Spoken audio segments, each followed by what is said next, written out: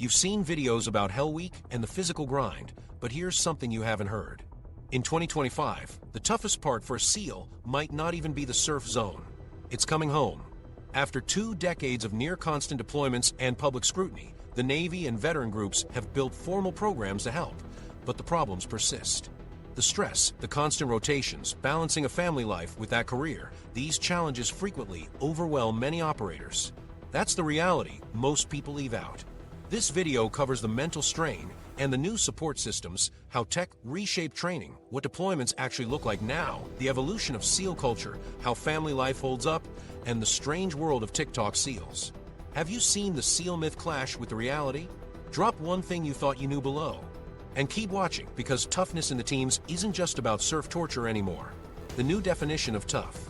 What toughness means inside the teams has shifted in ways most outsiders never consider. For years, the image was all about surf torture, log carries, and bodies pushed past the breaking point in BUD/S. That paint-by-numbers version was only half the truth. In 2025, many operators will tell you the hardest trials don't happen in the surf. They hit after the deployment cycle slows, when the adrenaline stops, and the body is fine, but the mind won't downshift.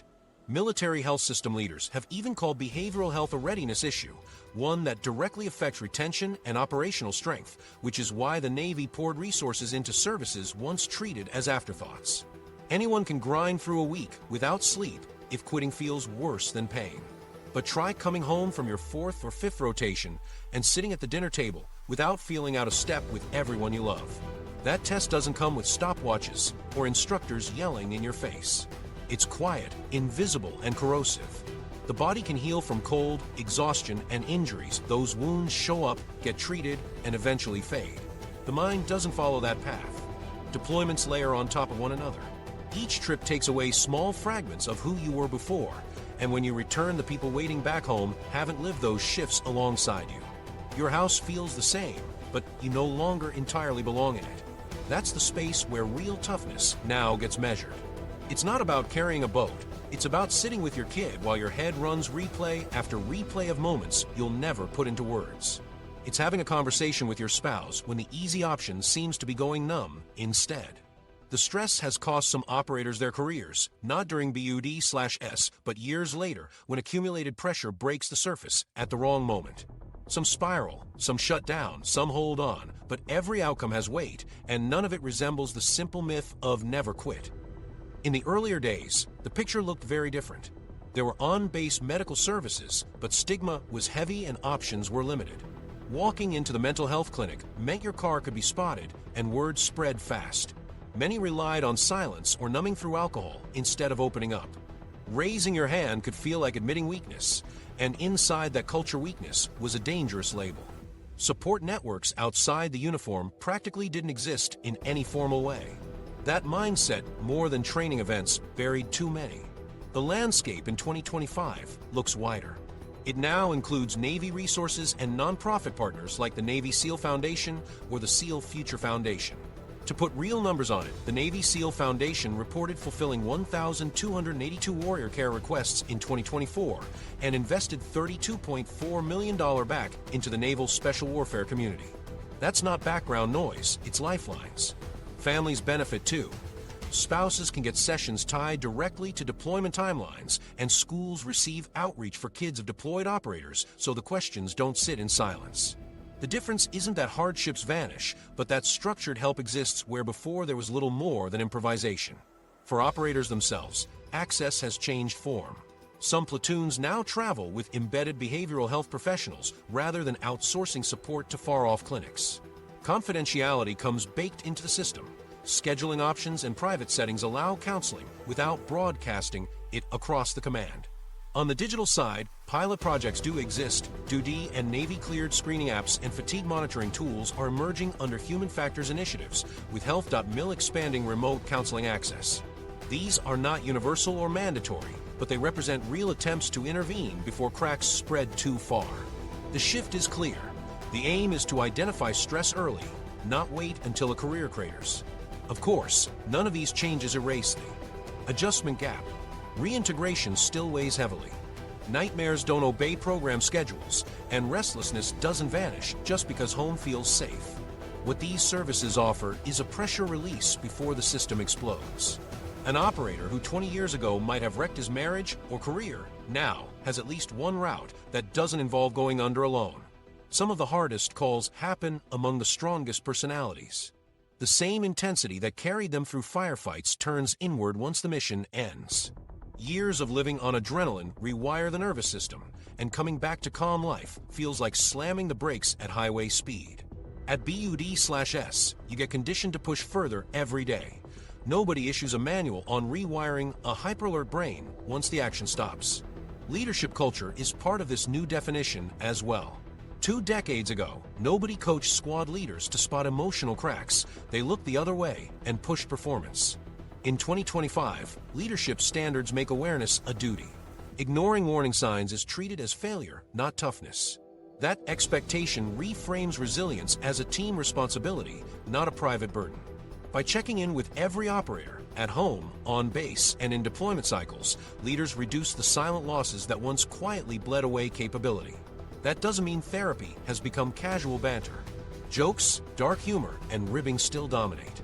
Not everyone feels comfortable in a session, but the baseline has shifted. There's at least a second step available once the laughing stops. Operators know there are roads to help that don't chain them to permanent stigma. That's a cultural spin that saves careers and, in many cases, lives. Yes, Hell Week remains brutal, and plenty still ring out early. But endurance today measures more than carrying logs or freezing in the surf. It's about holding on mentally through years of cycles, balancing a life at home with a life on deployment, and doing both long enough to return with your body and family still intact. The Navy has begun to fold these realities into operational readiness checklists, treating mental endurance like shooting accuracy or swim times. For today's SEAL, toughness means getting through missions, through post-deployment recoveries, and then building a future beyond the Trident. Later, we'll look at some of the concrete programs, like those backed by the Navy SEAL Foundation, that many veterans actually lean on. But first, it's worth asking, when toughness gets redefined this way, does the pipeline that produces SEALs still look the same, or has training itself changed in ways nobody outside the community expects? Training meets technology. Training has always been brutal, but in 2025 it carries a new layer. The physical grind is now paired with systems that measure and monitor how the body and brain operate under stress. What once centered purely on miles run and hours frozen in the surf now includes simulators, wearable sensors, and data pulled from pilot programs designed to map human performance. Instead of only tracking who lasts the longest with a log on their shoulder, instructors also study whether you can make sound decisions when your vision tunnels, your hands shake, or your fatigue spikes. Mixed reality and VR tools are part of that change, though they're best described as emerging programs rather than standard issue. Candidates can run through decision-making drills inside headsets that project compound layouts or room-clearing exercises. The details vary depending on the unit and pilot project, but the aim stays consistent. Repeat reps at complex problem sets that would take weeks or months to replicate in live-fire training. Some prototypes integrate haptic feedback or weapon simulators. Others just deliver visual and audio stressors. No one claims this matches the sensory chaos of combat. Human factors research has recommended what the Navy is now practicing. Use simulation for repetition, patterning, and adaptation, while reserving live environments for the unpredictability you can't capture digitally. Where the tech makes its biggest difference is in data gathering. Heart rate, recovery intervals, and stress spikes are now visible to instructors in ways they weren't before. Programs like Naval Special Warfare's Crew, Cognitive Resilience Enhancement and Training for Warrior, and the use of Psychomotor Vigilance Tests, PVT, are examples already moving through the pipeline. Instead of guessing who breaks under pressure, trainers measure cognitive sharpness, fatigue, and stress recovery in real time. A candidate who looks calm but shows cortisol flights and microlapses on cognitive tests can't hide behind a poker face. The numbers expose cracks earlier than a bad performance ever would. The shooting range itself looks different as well. Static paper silhouettes have been reduced in favor of programmable targets and linked systems that add complexity. Scenarios can sync drone, feeds with ground movements, or project non-combatants into the background, so shooters balance precision with restraint. Instructors can see if a candidate fires accurately after sprinting a mile in body armor, and how fast he recovers between shots once his breathing calms. Exercises are less about clean marksmanship on a sterile line and more about layered decision-making, situational awareness, and stress control while linked to the network systems modern missions require. That integration has pushed drones and sensors down to trainee level. Where once drones were a specialized tool, new candidates practice launching them as naturally as flipping on night vision. They learn to scan rooftops, check for movement, and use thermal data to influence how they enter a structure. Training scripts even jam feeds on purpose, forcing them to operate blind and adapt. The message is clear. The technology is an asset, but it's temporary. You have to fight when it fails. Sessions often end with combined drills. Candidates grind through physical exhaustion, then immediately switch into decision environments, sometimes VR, sometimes live close-quarter battle houses. The test is whether you can process rapidly and fire accurately with your lungs on fire and muscles drained. The data is captured across both environments, and instructors study where performance lines up and where it diverges. That pairing, simulation for patterning, live runs for sensory and stress exposure, is anchored in the human factors literature the Navy's drawn on over the last decade. Glitches and hardware failures are intentionally left in place. Headsets fog over, batteries die, or projection systems hang mid-scenario. Instructors want to watch how candidates handle it. Losing equipment, losing feed, losing clarity, those points of friction are guaranteed to show up in real operations. Sometimes resilience isn't about succeeding when all systems function, but continuing when they don't. That hasn't changed since the earliest small boat insertions and never will. The result is a training pipeline operating on two tracks, the harsh, physical crucible and a measured, data-driven scaffold. Reps in mud and freezing water still matter, but now they're paired with biometric graphs and feedback loops. The grind gets no easier, but it's monitored under stricter clarity. That transparency makes the training almost harder to fake. Skill isn't about acting tough, but about proving you can hold focus when every number shows your margin for error is shrinking. The combination feels foreign to older generations who went through without any wearable monitors or VR rooms. For candidates entering now, it's simply the environment they inherit. It conditions mind and body, and it strips away illusions about toughness being only muscle or willpower. And while the training still burns people out physically, the data reveal who falters cognitively long before they fail the next physical test. Later in this video, we'll measure what still looks the same, weeks like Hell Week, the timeless grind, and what feels fundamentally new with human factors tech. But first, it's worth taking a step back. The way candidates are trained is changing, but the pool of who even makes it into that training has been shrinking. The question is whether it's still just about who's tough enough to grind their way through, or if the very gateway into the program has narrowed in ways most don't realize. 2025 recruitment numbers and who makes it. People often assume that becoming a SEAL is just about toughness, that if you want it badly enough, you can gut it out through the pain and refuse to quit. That picture has been reinforced by movies and books for decades. In 2025, though, the numbers tell a different story. Grit still matters, but fewer and fewer people even reach the point where grit can be tested. The larger truth is that most don't make it to BUD/S at all, not because they gave up in the surf zone, but because the system filtered them out long before they set foot on the beach in Coronado. When discussions turn to attrition, most people picture the infamous dropout rates once training begins. That part is real. Historically, BUD/S has held attrition around 60% to 80%, depending on the era and class, meaning most who try will not see graduation. But the bigger drop now happens before anyone gets that far. Medical checks, vision screenings, background investigations, and meeting minimum physical screening test benchmarks remove a huge portion of would-be candidates. Instructors never lay eyes on those people because they don't meet the ground-level requirements. The weed out is earlier, invisible, and merciless. The reasons for the shrinking pool come into focus if you look at trends in health and fitness across the general population. Rising obesity rates and declining baseline fitness mean recruiters see fewer young men who can hit the most basic physical marks. Conditions like asthma prior, surgeries, or even seemingly small medical issues can be immediate disqualifiers. The standards have not eased up to accommodate these trends because the mission environment leaves no margin for error. On the medical side, the goal isn't projecting who can tough it out, it's ensuring the smallest chance of failure when operating miles inland or underwater. That's why the entrance gate is so narrow. Even something as simple as eyesight can disqualify a candidate.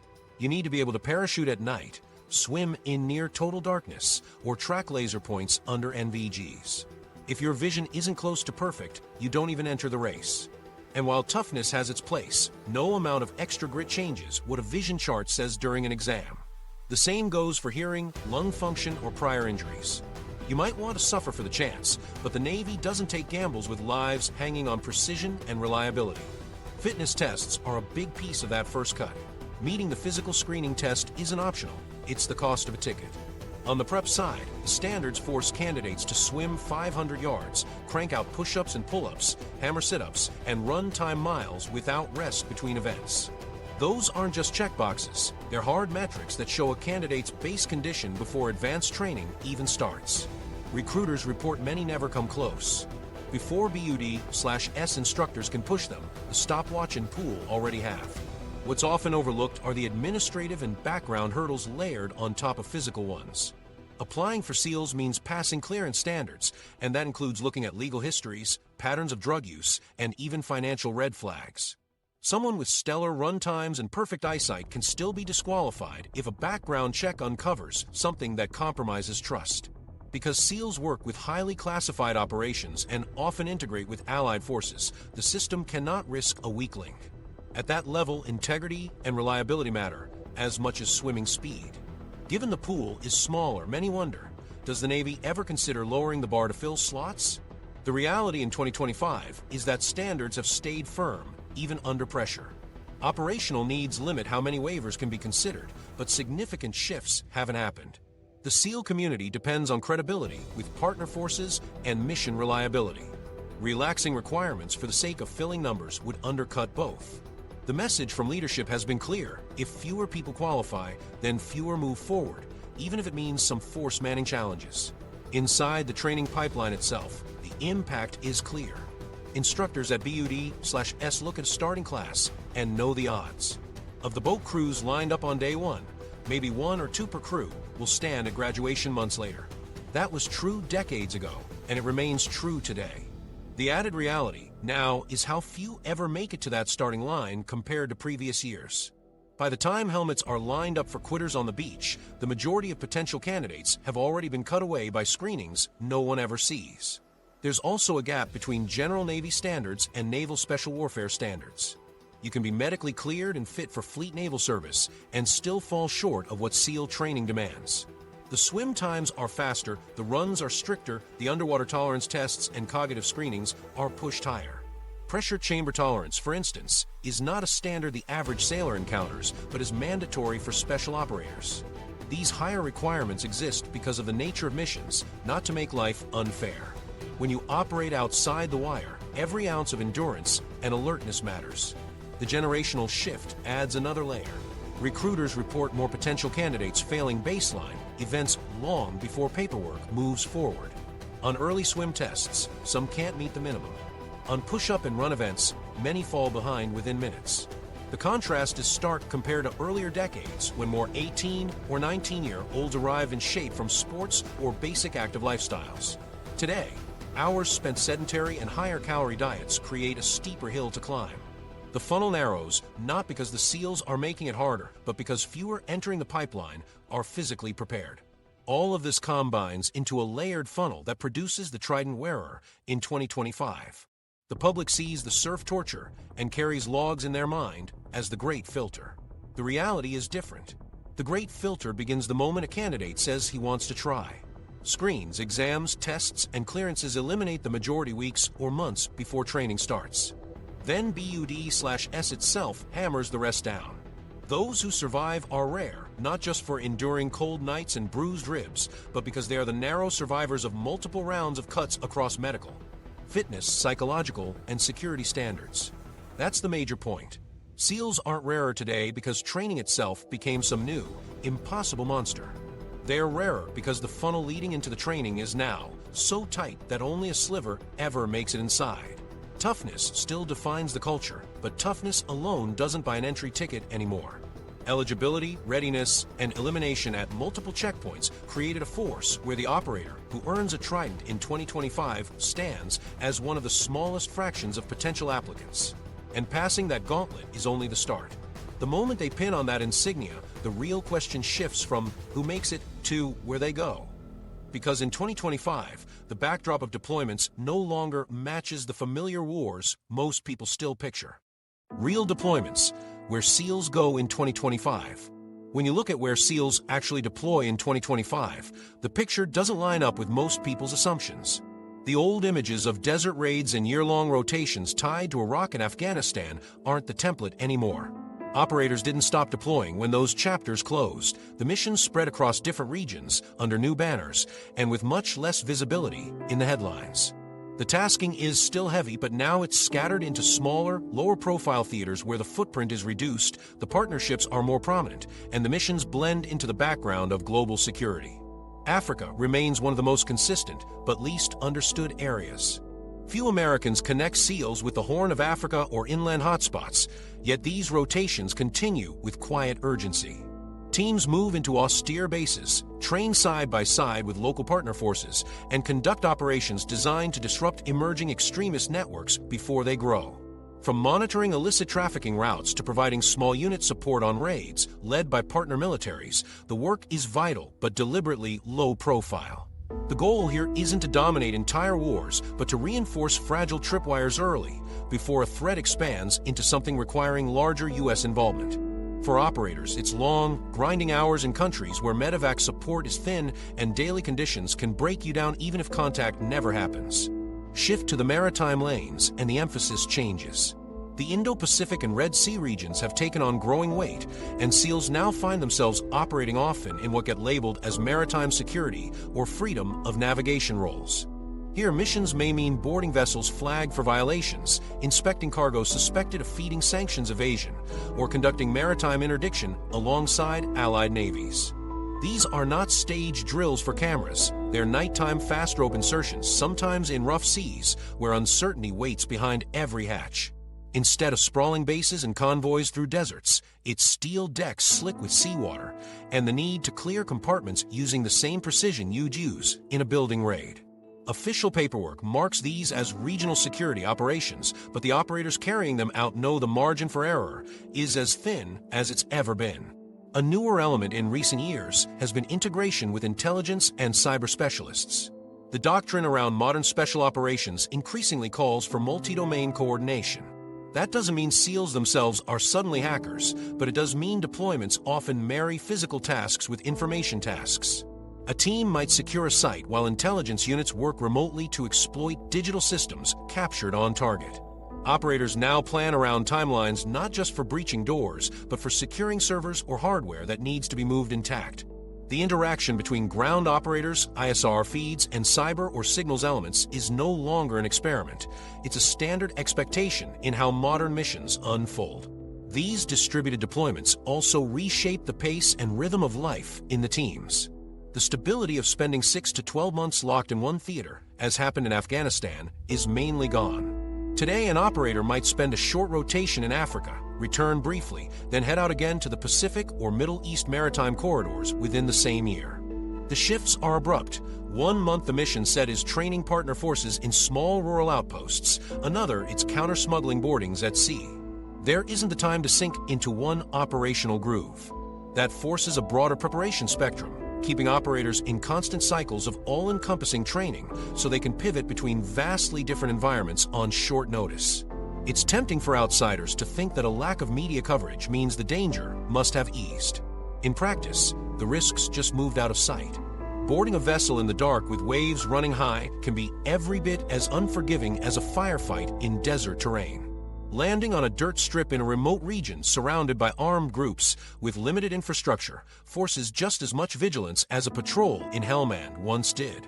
The mission language may soften into phrases like security assistance or regional partnership, but the day-to-day reality involves risks that operators feel immediately, with consequences just as sharp as past wars. The way these missions are described on paper rarely matches how they feel to the people running them. Briefs and reports might call something a partnership exercise, but if you're kicking in a door with limited intel and uncertain resistance inside, the label doesn't blunt what's happening. Families back home, or the wider public, hear safe-sounding language, but operators hold onto the actual intensity of what they lived through. That disconnect has always existed to some degree, but it's sharper in 2025 because the organizational terminology masks the constant grind of smaller spot deployments. Interoperability with allies has also grown into a core feature of deployments. Instead of primarily US-driven task forces with foreign elements added on, many current rotations operate shoulder to shoulder with partner militaries at every level. Living arrangements, training cycles, and even real-time tactical decisions now involve deep integration with allied units. For SEALs, this means adapting to different procedures, communication methods, and gear without slowing mission tempo. It tests patience and adaptability, skills operators pride themselves on, but also reflects a reality. Global threats rarely fall neatly inside one nation's borders. The solution is multinational, and today's SEALs live that truth in the field. For the operators themselves, the effect is cumulative. There are no massive single wars capturing global attention, but deployments continue on steady rotation. The difference is how fractured the map looks. Instead of being concentrated on one major battlefield, missions spread into dozens of pockets, each demanding the same preparation and willingness to risk. The workload doesn't lighten because the public eye has shifted. If anything, the scattered nature makes recovery harder. Constant change, constant movement, constant adaptation. It grinds differently, but just as relentlessly. That leads to an important question for viewers. Did you expect SEAL missions to be this scattered, or did you think the story ended when Iraq and Afghanistan did? Drop your thoughts in the comments. The operational footprint says one thing clearly: